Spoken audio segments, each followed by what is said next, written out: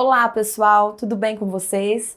Eu sou a professora Larissa Mesquita, professora de Geografia, e hoje nós vamos falar de um assunto muito importante, muito bacana, hidrografia do Brasil, totalmente disponíveis para suas pesquisas.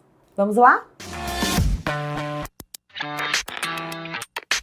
Então agora vamos falar sobre a hidrografia do nosso país. Nesse quesito, o Brasil merece destaque, claro, sem dúvida.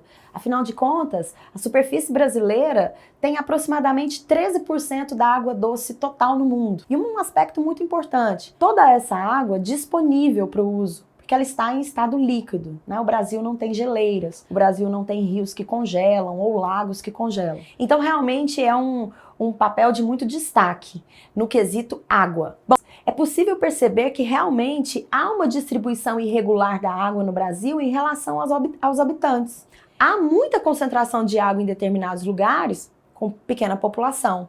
Em compensação, em outros lugares onde a população é mais numerosa, a oferta de água doce pode não ser tão grande assim. Esse é um padrão que se estabelece no mundo todo. No Brasil, então, não é diferente. Bom, considerando os aspectos geográficos do Brasil, nós podemos caracterizar a hidrografia. Aqui predominam os rios. Nós temos só duas formações lacustres, ou seja, nós temos apenas duas lagoas naturais, lago natural. Apenas a Lagoa dos Patos e a Lagoa Mirim, ambas no Rio Grande do Sul. Em todo o resto do território, a água superficial corre na forma de rios. Outra coisa, vai anotando, os rios são predominantemente perenes, ou seja, são rios que não secam ao longo do ano. Agora, existe uma região de exceção, que é o sertão nordestino. Lá, a maior parte dos rios são chamados de intermitentes, ou seja, eles desaparecem, eles secam durante o período mais seco.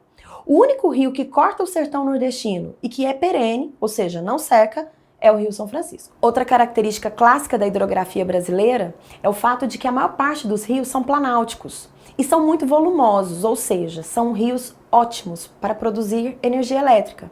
Não é à toa que a base da nossa matriz elétrica é a hidroeletricidade. Outra característica da hidrografia brasileira chama-se drenagem exorreica. Você já ouviu falar disso? Bom, primeiro vamos entender que drenagem é a direção que o rio toma, para onde ele corre. Existem três tipos de drenagem. A drenagem exorreica, que é a que predomina no Brasil. Nesse caso, os rios correm de forma direta ou indireta para o oceano. Todos os rios brasileiros, de alguma maneira, correm, portanto, para o Oceano Atlântico. No Brasil, portanto, anote, drenagem exorreica, ou seja, os rios correm para o oceano. E uma última característica marcante da hidrografia brasileira é que a maior parte dos rios apresenta foz em estuário, ou seja, o rio deságua de forma direta no oceano. Foz é o local onde o rio deságua. Então, por exemplo, um rio pode desaguar em outro rio, né, quando ele é um afluente, e de um modo geral, os rios principais desaguam no oceano.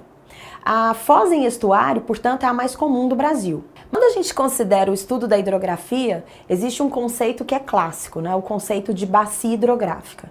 Uma bacia hidrográfica é um conjunto formado por um rio principal, os seus afluentes e subafluentes. E normalmente onde uma bacia, toda a área onde uma bacia hidrográfica atua, onde ela existe, a gente chama de região hidrográfica.